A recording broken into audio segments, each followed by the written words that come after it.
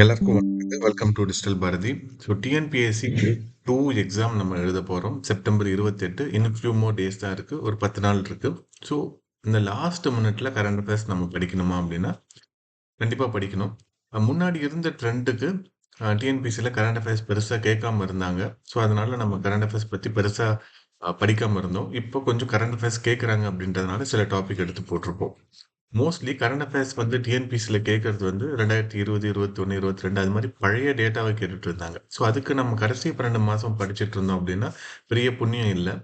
ஆனால் இப்போ கொஞ்சமாக கேட்குறாங்க அப்படின்றதுனால நம்ம இதை கண்டிப்பாக பார்த்து ஆகணுங்க. ஸோ இந்த பிடிஎஃப்ல ஒரு 49 பேஜஸ் இருக்குது, 50 டாபிக்ஸ் இருக்குது. இதுலேருந்து நிறைய கேள்விகள் எதிர்பார்க்கலாம். ஏன்னா தமிழ்நாடு கவர்மெண்ட் ரிலேட்டடாக இருக்கக்கூடிய முக்கியமான ஸ்கீம்ஸு இப்போ ரீசெண்டாக போட்டு எல்லாத்த பற்றியும் நம்ம எடுத்து போட்டிருப்போம். அது மாதிரி தமிழ்நாடு கவர்மெண்ட் இப்போ ரிலீஸ் பண்ண எக்கனாமிக் சர்வேலேருந்து நிறைய கேள்விகள் கேட்குறாங்க. அப்புறம் அச்சீவ்மெண்ட்ஸ் ஆஃப் ப்ரெசன்ட் கவர்மெண்ட் 4 இயர்ஸில் என்ன பண்ணாங்க அப்படின்றதையும் அவங்க டாக்குமெண்ட்டாக போட்டிருந்தாங்க. ஸோ இந்த 2 டாக்குமெண்ட்லேருந்தும் நிறைய கேள்விகள் இருக்கும் அப்படின்றதுனால அதை நம்ம இப்போ எடுத்திருக்கு. இது இல்லாமல் முக்கியமான டாபிக்ஸ் எல்லாத்தையுமே கவர் பண்ணியிருக்கு. இது இங்கிலீஷ் மீடியத்தில் தான் இருக்குது. தமிழ் மீடியத்தில் இன்னும் ஒரு ஃபியூ மோர் டேஸில் நான் போடுறேன். இந்த டிஸ்கிரிப்ஷன் லிங்க்ல இந்த பிடிஎஃப் இருக்கும். அதுக்கு கீழவே வந்து தமிழ்லும் போட பார்க்குறோங்க. So as soon as possible நம்ம போடுறோம். ஓகே, ஸோ இதை மட்டும் படித்தா போதுமா அப்படின்னா கரண்ட் அஃபேர்ஸ்க்கு போதும். கரண்ட் அஃபேர்ஸ் வந்து அன்டிஃபைன்டு ஏரியா, எவ்வளோ வேணால் படிச்சுட்டே இருக்கலாம். இப்போ நாங்களே இந்த டாபிக் எடுக்கிறப்ப ஃபர்ஸ்ட் 80 டாபிக் எடுத்தோம். ரொம்ப அதிகமாக இருந்தது, நம்பர் ஆஃப் பேஜஸ் நிறையா இருந்தது. கடைசி நேரத்தில் ரொம்ப நிறையா நம்ம படிச்சுட்டு இருந்தோம் அப்படின்னா ஆர்டிகல் 21 ஏவே நமக்கு மறந்து போயிடும். ஆர்டிகல் 49 வந்து என்ன சொல்லுது அப்படின்றது மறந்து போயிடும். 48 49 அப்படின்றது மறந்துடும். அளவா கொடுக்கணும். ஆனா நெறைய கொஸ்டின் இதுலருந்து வரணும். ஸோ அதுதான் இப்ப இந்த கோச்சிங் இன்ஸ்டிடியூட்ஸ் பண்ற தப்புகள் என்ன அப்டின்னா, நெறைய வால்யூம் ஆஃப் டேட்டாஸ் நெறைய குடுத்து படிங்க அப்டின்றாங்க. அது எல்லாராலயும் படிக்க முடியாது. ஒரு சிலரால படிக்க முடியும். ஸோ அவங்க மட்டும் சர்வீஸ் வாங்கிறாங்க. இல்ல. என்ன பண்ணணும் அப்டின்னா, கொஞ்சமான தகவல் குடுத்து, ஸோ அதுலருந்து நெறைய கேள்விகள் எதிர்பார்க்கப்படுகிறது அப்டின்றத ஒரு ஆர்&டி பண்ணி அவங்க கொஞ்சமான டேட்டாவ குடுக்கணும். அது பண்ணாம இருக்கிறது தான் இப்ப பிரச்சனையே. கரண்ட் அஃபேர்ஸ் எல்லாரும் வந்து என்ன பண்ணுவாங்க, டெய்லியும் பேப்பர் படிப்பாங்க. ஸோ டெய்லியும் பேப்பர்ல வந்து என்ன படிப்பாங்கன்னா, அரசியல் செய்திகளோ, விளையாட்டு செய்திகளும் தான் படிச்சுட்டு இருப்பாங்க. ஸோ அதனால எந்த புண்ணியமும் கிடையாது. இப்ப புதுசா அரசியல் நிகழ்வுகள் என்ன நடக்குது அப்படின்றத அ அ அவங்க பேப்பர்ல படிப்பாங்க. அவங்க பார்க்கக்கூடிய காணொளிகள்லயும் அதுதான் எதிரொலிக்கும். இல்லைங்களா? ஸோ என்ன ஆயிடும், அவங்களுக்கு ஈஸியா எது புரியுதோ அது மட்டுமே பார்ப்பாங்க. இதுதான் கரண்ட் அஃபேர்ஸ் அப்படின்னு நினைச்சுப்பாங்க. அதனால அவங்களோட நேரம் தான் விரயம் ஆகும். ஆனா, எஃபெக்டிவா வேலை வாங்குவோமா அப்படின்னா, வேலைலாம் வாங்க முடியாது. ஸோ எது ரொம்ப ஈஸியா கிடைக்குதோ, எது ரொம்ப உங்களுக்கு ஈஸியா புரியுதோ, அது இல்ல நம்மளுடைய இலக்கு அப்படின்றத ஃபர்ஸ்ட்டு நீங்க தெரிஞ்சுக்கிட்டா மட்டும் தான் இந்த எக்ஸாம்ல உங்களால பாஸ் பண்ண முடியுங்க. ஓகே. ஸோ இந்த கரண்ட் அஃபேர்ஸ் மெட்டீரியல்ல நம்ம 50 டாபிக்ஸ் அப்படின்றது எல்லாமே கவர் பண்ணிருக்கோம். அவார்ட்ஸ்லேருந்து, புக்ஸ்லேருந்து, அப்புறம் வந்து தமிழ்நாடு கவர்மெண்ட்டுடைய ஸ்கீம்ஸ், யூனியன் கவர்மெண்ட்டுடைய சில ஸ்கீம்ஸ், பயோடைவர்சிட்டி ரிலேட்டடா இருக்கக்கூடியது, அப்புறம் வந்து ஹெரிடேஜ் சைட்ஸு, அப்புறம் பறவைகள் சரணாலயங்கள், இந்த மாதிரி டீட்டெயில் எல்லாமே எடுத்து நம்ம போட்டிருக்கோங்க. எல்லாமே வந்து ரொம்ப ரொம்ப யூஸ்ஃபுல்லா இருக்கும். இங்கிலீஷ் மீடியம் தான் இருக்கு. நான் முடிஞ்ச வரைக்கும் சீக்கிரமா தமிழ் மீடியத்திலயும் போட பார்க்குறேங்க. சரிங்களா? ஸோ எல்லாமே வந்து ரொம்ப ஈஸியா, ரொம்ப ரீடபுளா தான் உங்களுக்கு இருக்கும். இங்கிலீஷ் மீடியமா இருந்தாலுமே கூட வார்த்தை வார்த்தையா தான் எடுத்து போட்டிருக்கு. அதனால ரொம்ப ஈஸியா படிச்சிடலாம். ஆ அ இங்கிலீஷ் மீடியம் புதுசா இருக்கிறவங்களுக்கு கொஞ்சம் சிரமமா இருந்தாலும், ஆனா இது ரொம்ப முக்கியமானது. அதனால நம்ம கண்டிப்பா ஒரு தடவ மேலோட்டமா பார்த்துட்டு போணும். இப்ப ஆர்க்கியாலஜிக்கல் எக்ஸ்கவேஷன்ஸ் அப்படின்றத நம்ம வழி வழியா கேட்டுட்டே இருக்காங்க. நெறைய கேள்விகள் கேட்குறாங்க. இப்ப 2025ல நியூ ஆர்க்கியாலஜிக்கல் சைட்ஸ் வந்து என்னென்ன இருக்கு அப்படின்றதையும் நம்ம எடுத்து போட்டுருக்கோம். பாலிசி நோட் கடைசி 24, 25லேருந்து எடுத்த நோட்ஸுங்க. ஸோ இது மாரி கரண்டா கரண்ட் நியூஸ்ல வந்தக்கூடிய புது சைட்ஸ் என்ன அப்படின்றதையும் எடுத்து எல்லாமே சேர்த்து போட்டிருக்கு. ஸோ ரொம்ப யூஸ்ஃபுல்லா இருக்கும். எந்த சைட்டு, எந்த டிஸ்ட்ரிக்ட்ல இருக்கு, அங்க என்ன புதுசா கண்டுபிடிச்சாங்க அப்படின்றத வச்சு தான் நெறைய கேள்விகள் இப்ப கேட்குறாங்க. எவ்வளோ வருஷம் பழமையானது? இதெல்லாம் வந்து கேள்விகளா கேட்டுட்ருக்காங்க. சரிங்களா? ஸோ அத நம்ம நல்லா பார்த்துக்கணும். போர்டு, அமெண்ட்மெண்ட்ஸு, அ யூனிஃபார்ம் சிவில் கோடு சரிங்களா? பொது சிவில் சட்டம் அப்படின்றது, ரிவர் இன்டர்லிங்கிங் ரிவர் புதுசா என்ன கேட்குறாங்கன்னா, இந்த ஆறோட துணை ஆறு என்ன அப்படின்ட்டு நமக்கு தெரியாத ஒரு 3 துணை ஆறுகள் பேர குடுக்குறாங்க. இது கரண்ட்ல வந்ததுனால இதுலருந்து கூட கேள்விகள் கேட்கலாம். அப்பாயின்ட்மெண்ட்ஸ் ரொம்ப முக்கியம். எத்தனாவது தலைமை நீதிபதியா அவரு இருக்கிறாரு? அப்படின்றதெல்லாம் கேள்வியா கேட்டிருக்காங்க. தலைமை நீதிபதிகள் வந்து கிரானாலஜிக்கல் ஆர்டர்ல அரேஞ்ச் பண்ணுங்க அப்படின்றத கேட்கறாங்க. யுபிஎஸ்சி உடைய சேர்மேனு, அப்புறம் இஸ்ரோவுடைய சேர்மன். இஸ்ரோவுடைய சேர்மன்லாம் இதுக்கு முன்னாடி கேட்டுருக்காங்க. Chief election commissioner, chairman of நம்மளுடைய லோக் ஆயுக்தா சரிங்களா? ஸோ இதெல்லாம் ரொம்ப முக்கியமானது. ஸ்டேட் அவார்ட்ஸ்லேருந்து கண்டிப்பா கேள்விகள் எதிர்பார்க்கப்படுகிறது. அதனால எல்லா ஸ்டேட் அவார்டையுமே எடுத்து போட்டிருக்கு. அவையார் விருதுகள். எல்லாமே எடுத்து போட்டிருக்கு. யுனெஸ்கோ ஹெரிடேஜ் சைட்ஸ் வந்து என்னென்ன இருக்கு அப்படின்றதையும் எடுத்து போட்டிருக்கு. ஸோ எல்லாமே ரொம்ப முக்கியமானது மட்டும் முக்கியமான பகுதிகள் மட்டும் எடுத்து போட்டிருக்கு. ராம்சார் சைட்ஸ் என்ன இருக்கு, வைல்டு எலிஃபண்ட் பாப்புலேஷன் வந்து என்ன இருக்கு, ப்ரொடெக்டட் ஏரியாஸ், நேஷனல் பார்க்ஸ், சரிங்களா, டைகர் ரிசர்வ்ஸ் இன் தமிழ்நாடு இப்போ லேட்டஸ்ட்டாக கூட அனௌன்ஸ் பண்ணாங்க இல்லைங்களா. ஸோ அதெல்லாமே நம்ம கண்டிப்பாக பார்த்து இதெல்லாம் எடுக்கணும். நேஷனல் குவாண்டம் மிஷன் இதெல்லாம் ரொம்ப முக்கியமான டாபிக்.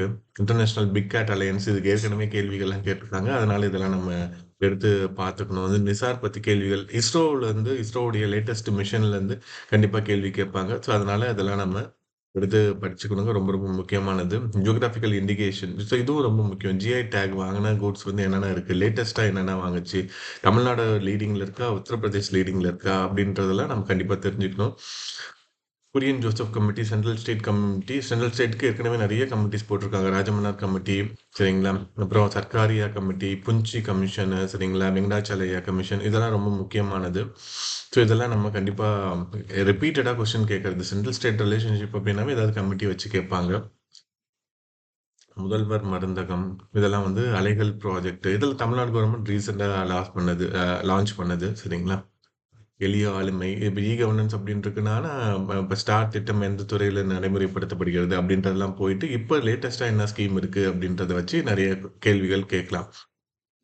ஓகே, நிறைய பாலிசிஸ் கவர்மெண்ட் போட்டிருக்காங்க, அதையும் நம்ம எடுத்து பார்த்துக்கணும். நிமிர்ந்து நெல் இனிஷியேட்டிவ்ஸு, என்ஐஆர்எஃப் ரேங்கிங் பற்றி இந்த தடவை கண்டிப்பாக கேள்வி கேட்பாங்க. எது லீடிங்கில் இருக்குது, தமிழ்நாட்டில் எது லீடிங்கில் இருக்குது அப்படின்றத எடுத்து போட்டிருப்பாங்க, சரிங்களா. ஸோ ரொம்ப ரொம்ப முக்கியமானது. தமிழ்நாடுடைய டாப் பர்ஃபார்மன்ஸ் இன்ஸ்டிடியூஷன்ஸ் வந்து என்னென்ன இருக்குது அப்படின்றதெல்லாம் இருக்குது. பிரசிடென்ட் ரூல் லேட்டஸ்ட்டாக எங்கே போட்டிருக்காங்க. இப்போ பிரசிடென்ட் ரூல்னா பாலிட்டியில் வரும், பொலிட்டிக்கல் கரண்ட் அஃபேர்ஸ் அப்படின்னு கொடுத்துருப்பாங்க. ஸோ இது ரிலேட்டடாக பிரசிடென்ட் ரூல் எங்கே இப்போ போட்டிருக்காங்க அப்படின்றத நம்ம தேடி படித்தோம் அப்படின்னா நமக்கு வந்துருங்க, சரிங்களா. ஸோ என்னன்னா, ஒரு ஸ்டாட்டிக்கான ஒரு சப்ஜெக்ட்டை டைனமிக்காக இருக்கக்கூடிய ஒரு விஷயத்தை வச்சு அணுகுறாங்க. ஸோ இது யூபிஎஸ்சியில் இருக்கக்கூடிய மெத்தடு டிஎன்பிஎஸ்சியில் கொஞ்சம் இப்போ தான் ஃபாலோ பண்ணிட்டு வராங்கங்க, சரிங்களா. தூய்மை நகரம் அப்படின்றது நிறைய டைம் கேட்டிருக்காங்க. ஸோ அதுலேருந்தும் நிறைய கேள்விகள் வருது. யுனெஸ்கோவுடைய ஹெரிட்டேஜ் சைட்ஸ் வந்து என்னென்ன இருக்குது, தமிழ்நாட்டில் வந்து என்னென்ன இருக்குது அப்படின்றது நிறையா இருக்கும். சேனாப் ரயில் பிரிட்ஜு, இதெல்லாம் tallest railway station, railway bridge, இதெல்லாம் வந்து நிறைய கேட்டிருக்காங்க. ஆப்ரேஷன் சிவா, நிறைய ஆப்ரேஷன்ஸ் பற்றி நிறைய இருக்கும். மிலிட்ரி எக்ஸசைசஸ் அப்படின்றது கொடுத்துருக்கு. ஸோ இதெல்லாம் ரொம்ப முக்கியமாக இருக்கும். அந்த டாபிக் மட்டும் எடுத்து இப்போ போட்டிருக்காங்க. பயோடைவர்சிட்டி ஹெரிட்டேஜ் சைட்ஸ் இன் தமிழ்நாடு, அரிட்டாப்பட்டி அப்படின்றது இருந்தது, காசாம்பட்டி அப்படின்ட்டு இருந்தது, எலத்தூர் லேக் அப்படின்றது எந்த டிஸ்ட்ரிக்டில் இருந்தது, அங்கே என்ன ஸ்பெஷாலிட்டி அப்படின்றதெல்லாம் ரொம்ப முக்கியமானது, சரிங்களா. ஸோ இதெல்லாம் கண்டிப்பாக நம்ம படிச்சுட்டு போயிட்டீங்க. இதை ஒன்றும் பெருசாக படித்து மனப்பாடம் பண்ணணும் அப்படின்ற அவசியம் கிடையாது. டைம் கிடைப்ப எடுத்து ஒரு 2-3 டாப்பிக்காக நீங்கள் படிச்சீங்கன்னாவே போதும். எக்ஸாமில் நம்ம அப்ஜெக்டிவ் டைப் ஆஃப் கொஸ்டின் தான் எழுத போகிறோம் அப்படின்னு இருக்கப்ப ரொம்ப ஈஸியாக நம்ம எலிமினேட் பண்ணிடலாம். சாய்ஸஸ் எலிமினேட் பண்ணி நம்மளால ஈஸியாக பண்ண முடியுங்க, சரிங்களா. இஸ்ரோ லான்ச்சஸ் லேட்டஸ்ட் வந்து என்னென்ன லான்ச் பண்ணியிருக்காங்க, டேட் கொண்டு கேட்பாங்க. 100வது திட்டம் அப்படின்றது ரொம்ப ஸ்பெசிஃபிக்கான திட்டம், அதுலேருந்து கேள்விகள் கேட்பாங்க, சரிங்களா. ஹாட்லம் அப்படின்றது 2025ல் இன்டர்நேஷ்னல் புக்கர் ப்ரைஸ் வாங்கினது. இதுக்கு முன்னாடி யார் யார் இந்தியன்ஸ் வாங்கியிருக்காங்க புக்கர் ப்ரைஸ் அப்படின்றதும் கேட்குறாங்க, சரிங்களா. இதெல்லாம் ரொம்ப முக்கியமான டாபிக்கு. தயான் சந்த் கேல் ரத்னா விருது எவ்வளோ பேர் வாங்கியிருக்காங்க, எந்த விளையாடு அப்படின்ட்டு கேட்பாங்க, மேட்ச்ல கேட்பாங்க. அன்கிதா ரெய்னா எதில் இருக்காங்க, வெயிட் லிஃப்டிங்கா, செஸ்ஸா அப்படின்றது. ஸோ நீரஜ் சோப்ரா எதில் இருக்காரு, ஸோ இது மாதிரிலாம் வந்து கொஷின்ஸ் வந்து எதிர்பார்க்கப்படுகிறது. பத்ம பூஷன் வந்து பத்ம விபூஷன், பத்மஸ்ரீ வந்து ரொம்ப நிறையா இருக்கும். அதனால ஸ்டேட் தமிழ்நாடுல மட்டும் யார் யார் வாங்கியிருக்காங்க அப்படின்றத பார்த்துட்டோம் அப்படின்னா போதும். ஓகே, அஜித்குமார் வாங்கினது மட்டும்தான் நமக்கு ஞாபகம் இருக்கும், அது தவிர வேறு யார் வாங்கினது ஞாபகம் இருக்காது, சரிங்களா. கிராம் சபா மீட்டிங் முன்னாடி இதுவும் கொஸ்டின்ஸ் வந்து கேட்கலாம். 6 டைம் இப்போ நடக்குது, முன்னாடி 4 டைம் நடந்தது. ஸோ அதில் வந்து என்ன கேட்பாங்க அப்படின்னா, லோக்கல் கவர்னன்ஸ் டே நவம்பர் 1 அப்படின்றது செலிப்ரேட் பண்ணுறோம், அதெல்லாம் ரொம்ப முக்கியம். Statue of wisdom 25th year of anniversary அப்படின்றது செலிப்ரேட் பண்ணாங்க, அது ரொம்ப முக்கியம். செல்ஃப் ரெஸ்பெக்ட் மூமெண்ட்டோடைய 100th இயர் 1925 பெரியார் ஆரம்பிச்சது 2025 ஆயிடுச்சு. ஸோ அவங்க வந்து என்ன பண்ணாங்க அப்படின்றதும் கேட்பாங்க. பெரியார் பற்றி கொஸ்டின் பேப்பரில் இல்லாமல் இருக்காது, அதனால பெரியார் பற்றி பெரியார் 1000 வினா விடை இருக்கும் இல்லைங்களா, அதை நீங்கள் ஒரு தடவை 2 டைம் வாசிச்சுட்டு போங்க. வெங்கடேசன் புக்கில் இருக்கும். ஸோ அதையும் வந்து தமிழ்நாடு வரலாறும் பண்பாடும், ஸோ அதில் இருக்கக்கூடிய பெரியார் டாபிக் படிச்சுட்டு போங்க. கண்டிப்பாக உங்களுக்கு கொஸ்டின் அவுட் பண்ணுற மாதிரியே இருக்கும், ரொம்ப ஈஸியான அந்த புக் படிச்சிங்கன்னா ரொம்ப ஈஸியாக இருக்கும், இல்லைன்னா ரொம்ப கஷ்டமாக தான் இருக்கும் உங்களுக்கு. தொல்குடி ஸ்கீமு, சரிங்களா.